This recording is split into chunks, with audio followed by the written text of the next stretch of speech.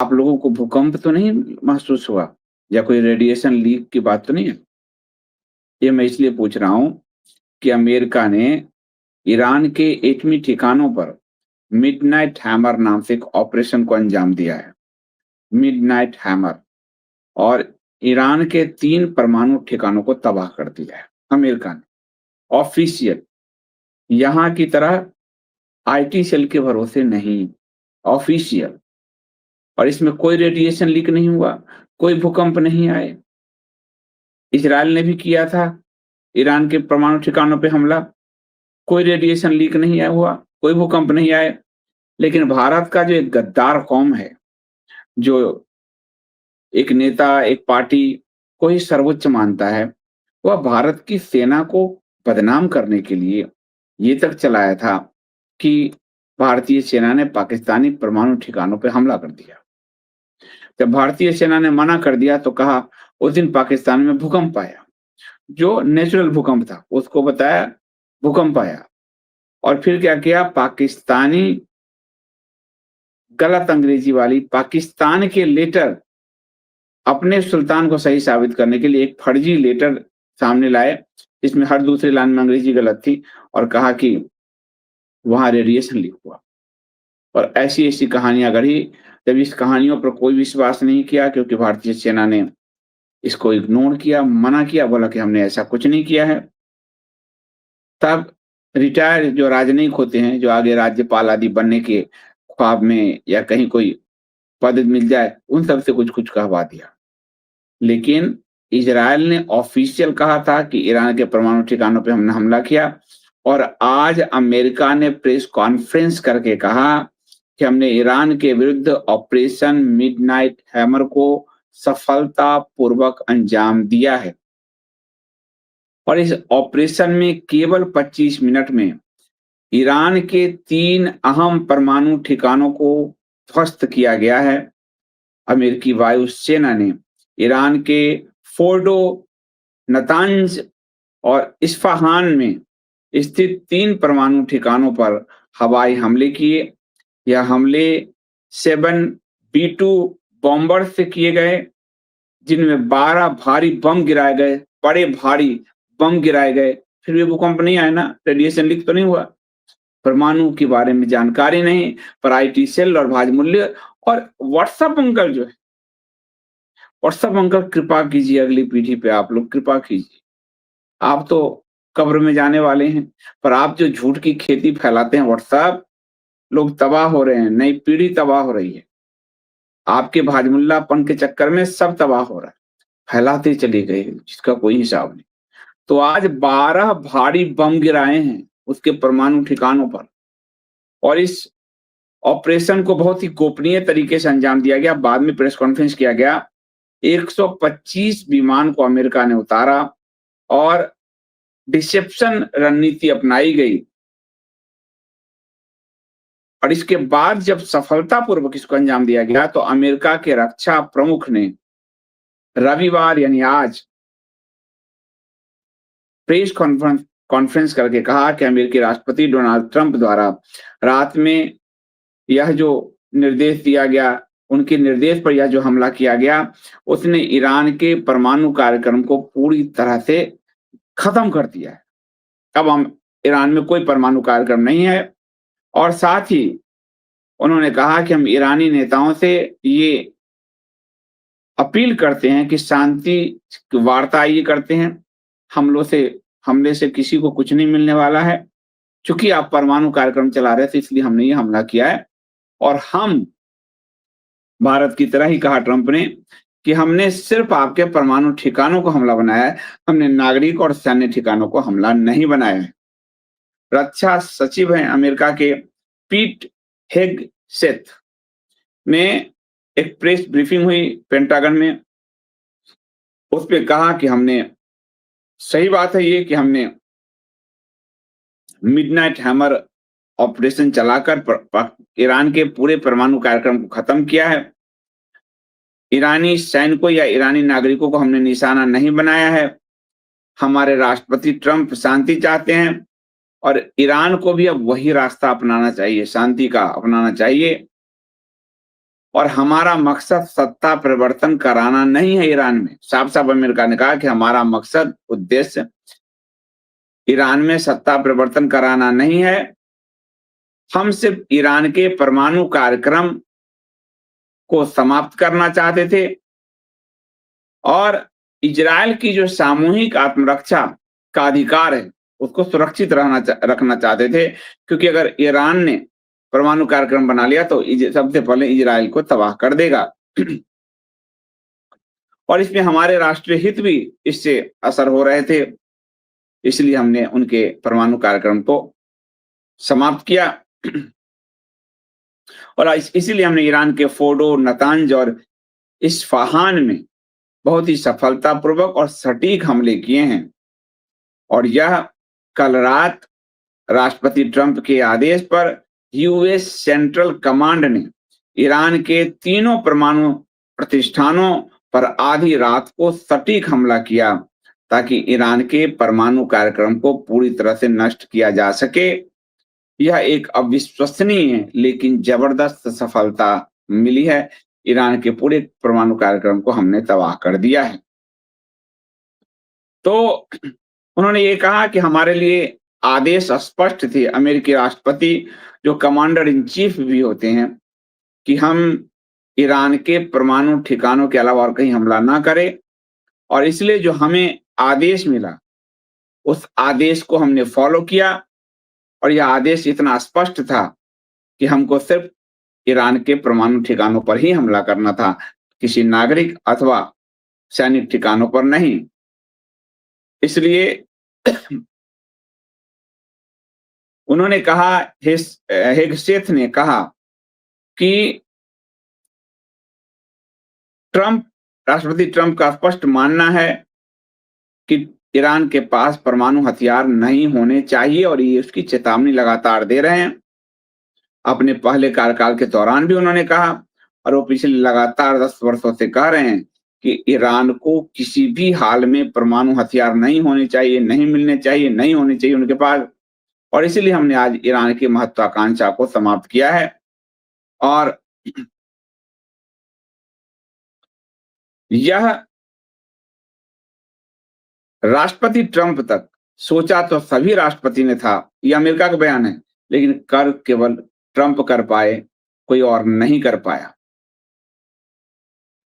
तो ये जो है संयुक्त चीफ स्टाफ के अध्यक्ष जनरल कैन का भी बयान आया। उन्होंने कहा कि हमने शुक्रवार आधी रात से शनिवार सुबह तक संयुक्त राज्य अमेरिका से बम वर्षक विमानों से एक बड़ा बेड़ा जो है लॉन्च किया, स्ट्राइक को लॉन्च किया, B2 स्ट्राइक पैकेज को लॉन्च किया। और हम जो है हमारा एक हिस्सा पश्चिम और प्रशांत महासागर क्षेत्र में बढ़ा, और ये किसी को पता नहीं था, बहुत ही गुप्त तरीके से हमने इसको अंजाम दिया। B2 स्पीड बम वर्षक शामिल था इसमें, जिनमें से प्रत्येक में 2 चालक दल के सदस्य थे। और चुपचाप हम आगे बढ़े, न्यूनतम संचार का उपयोग किया गया।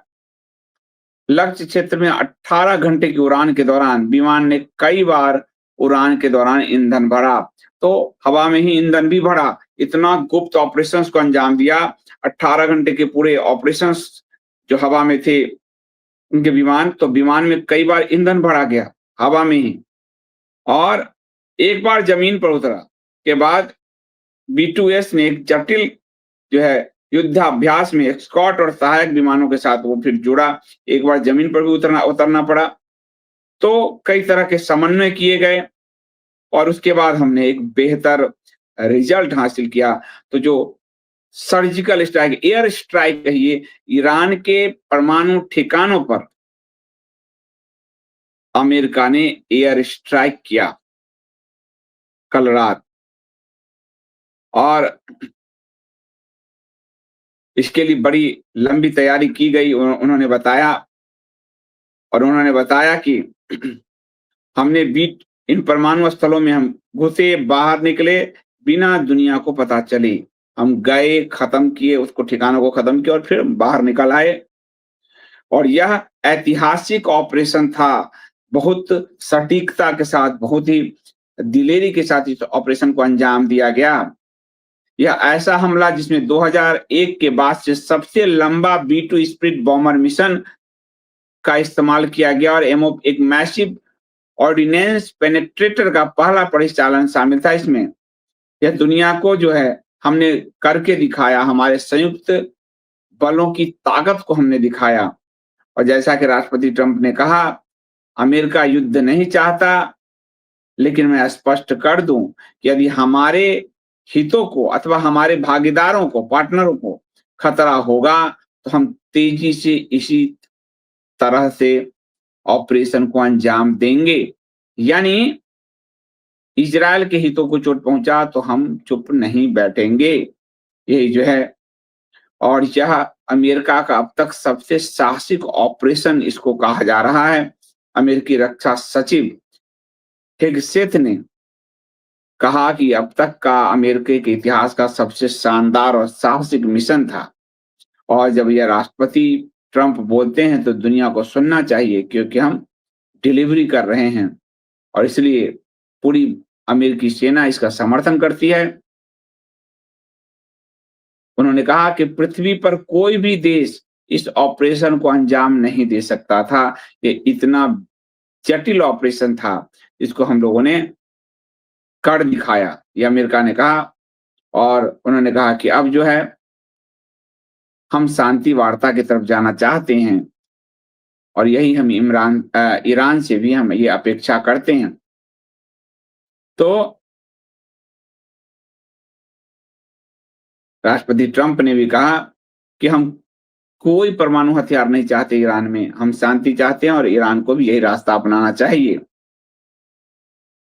इस ऑपरेशन की पूरी जानकारी देते हुए संयुक्त चीफ ऑफ स्टाफ के अध्यक्ष जनरल डैक केन ने कहा कि पिछली रात राष्ट्रपति के आदेश पर जनरल एरिक गुनिला की कमान में अमेरिकी सेंट्रल कमांड ने ऑपरेशन मिडनाइट हैमर को अंजाम दिया, जो ईरान के 3 परमाणु सेंटरों के खिलाफ था। इस ऑपरेशन को के जरिए हमने ईरान के पूरे परमाणु ढांचे और क्षमता दोनों को पूरी तरह से नष्ट कर दिया है और वैश्विक स्तर पर यह अमेरिका की ताकत को दर्शाता है। यह बहुत ही गोपनीय मिशन था और इसके बारे में राष्ट्रपति और बस 1-2 लोगों को पता था। इतना बड़ा ये ऑपरेशन था। इस ऑपरेशन की पुष्टि खुद अमेरिकी राष्ट्रपति डोनाल्ड ट्रंप ने की और उन्होंने साफ-साफ कहा कि हमने ईरान के फोर्डो, नतांज और इस्फहान परमाणु ठिकानों को ध्वस्त किया है और ये बहुत सफल रहा है। अब पिछले सभी अमेरिकी राष्ट्रपति इसको दशकों से टालते आ रहे थे, ये हमने कर दिखाया। डोनाल्ड ट्रंप आप जानते हैं नार्सिक, जैसे अपने यहाँ है कि पिछला किसी ने कुछ नहीं किया, मैंने किया, वही रवैया ट्रंप का है। उसने कहा पिछले सभी राष्ट्रपति फेल हुए, हमने कर दिखाया और हमने सफलतापूर्वक इसे अंजाम दिया है। तो और अब शांति का समय है। रिपोर्ट बताती है कि पहाड़ जो है चट्टानों के बीच और कंक्रीट के बीच में 30,000 पाउंड के बंकर बस्टर बमों की एक श्रृंखला से हमला किया गया। पूरा बमों की श्रृंखला, ब्लास्ट जो क्लस्टर बम होते हैं, एक बम में कितने बम निकलते हैं, इतना बड़ा हमला किया गया और यह विमान ऐसे बम गिराने में सक्षम है और जिसके कारण ये इतनी बड़ी सफलता मिली। सीएनएन का रिपोर्ट है कि इन बमवर्षक विमानों को प्रशांत महासागर के ऊपर उड़ते हुए देखा गया और यह जो है स्पष्ट रूप से सरकार, अमेरिकी सरकार और राष्ट्रपति के बयानों के और दावों को पुष्ट भी कर रहा है। आपको बताऊं कि इनमें ईरान का मुख्य यूरेनियम संवर्धन केंद्र में से एक था नतांज, जहां यूरेनियम का संवर्धन किया जा रहा था और नतांज को पहले हफ्ते में इजराइल ने नष्ट किया था और उसके बाद अमेरिका ने नष्ट कर दिया। तो यह जो है संवर्धित यूरेनियम का वहां भंडार था। तो आपने कोई रिसाव की खबर सुनी, जैसा भाजमुल्लों ने उड़ाया था पाकिस्तान को लेके, अपने डमडम डिगाजी को, सुल्तान को सर्वोच्च बताने के लिए भारतीय सेना की बात को भी मानने से मना कर दिया था, आपने देख लिया। तो ये जो है ये पहली बार है कि अमेरिकी वायुसेना ने ईरान के भीतर घुसकर प्रमुख ठिकानों पर हमला किया है। और यदि ईरान संयम बरतता है तो युद्ध विराम हो सकता है। 1979 के बाद ये पहली बार ऐसा हमला किया गया है। ईरान ने भारत से इसके बाद एक अपील की है। ईरान ने भारत से कहा है कि भारत शांति का समर्थक देश है। वह इजरायल से कहे कि वह शांति के टेबल पे आगे बढ़े। अब मोदी जी के विदेश नीति की पहचान होनी है। और तो ईरान ने भारत से मदद मांगी है, अपील की है कि इजरायल पर प्रेशर बनाए भारत, और कहे इजरायल को रुकने के लिए। भारत में ईरान के उपराजदूत मोहम्मद जवाद हुसैनी ने बाकायदा बयान देकर कहा है कि भारत को इजरायल की कड़े शब्दों में निंदा करनी चाहिए, उस पर प्रेशर बनाना चाहिए। भारत शांति समर्थक देश है, उसकी बात सुनी जाती है तो उसे इजरायल की आलोचना में एक सक्रिय भूमिका अदा करनी चाहिए। ये पहली बार है कि ईरान ने खुलकर भारत से कहा है कि आप इस युद्ध की विभीषिका को रोकने के लिए आगे आइए। अब देखना है कि जो कहते थे हम यूक्रेन का युद्ध रुकवा देते हैं, पुतिन उतिन सब उनसे ही पूछकर दुनिया में सुबह उठता है, सुबह जगते हैं, सोते हैं। अब वो ये कर पाते हैं या नहीं, ये बड़ी महत्वपूर्ण बात है। तो ईरान ने भी भारत को सहयोग किया है। 1000 जो छात्र फंसे हुए हैं वहां, वो ईरान ने कहा है कि एक चुनौती है लेकिन इसको निकालने में हम मदद करेंगे। और ईरान भारतीय छात्रों को वहां से निकालने में भारत की मदद कर रहा है। तो भारत से इसलिए वो उम्मीद भी कर रहा है कि भारत जो है वो इजराइल पर प्रेशर डाले युद्ध के लिए। तो उम्मीद है कि ईरान जो है वो या तो शायद पीछे हटे, या फिर अगर ये युद्ध बढ़ा तो इजराइल और अमेरिका मिलकर युद्ध करेंगे। एक बात और क्लियर हो गया कि इजराइल का जो खुफिया ऑपरेशंस है उसमें इजराइल की कोई आसानी नहीं है। पर अगर बड़े शक्तियों के साथ इजराइल का टकराव हो जाए तो इजराइल बिना अमेरिका के सहयोग से नहीं जीत सकता। इस युद्ध में पता चल गया। वो हमास, अभी भी हमास को डिस्ट्रॉय करने में इजराइल लगा हुआ है, काफी समय हो गए। लेकिन जिसके पास मिसाइल क्षमता है जैसे ईरान, तो इजराइल इजराइल के शहर को भी ईरान ने तबाह किया है बुरी तरीके से। और उनका जो एयर डिफेंस सिस्टम इजराइल का पूरी तरह से खत्म हो गया है ईरान के हमले में। तो इजराइल को जितना ताकतवर समझा जा रहा था, वो इस युद्ध में उसका एक टेस्ट हुआ है, वो उतना ताकतवर नहीं है। यदि अमेरिका नहीं आए तो इजराइल इजराइल बहुत लंबा किसी युद्ध को नहीं खींच सकता। और अमेरिका में जो यहूदियों की लॉबी है वो सबसे ताकतवर है। और इसीलिए उसने अब ट्रंप प्रशासन को, राष्ट्रपति ट्रंप को, उनको धकेला कि इजराइल की मदद के लिए आपको जाना होगा। और इसीलिए अमेरिका ने इजराइल की मदद के लिए मिडनाइट हैमर जैसा गुप्त ऑपरेशन चलाया। तो इजराइल भी कितने पानी में है ये बात इस युद्ध में स्पष्ट हो गया है।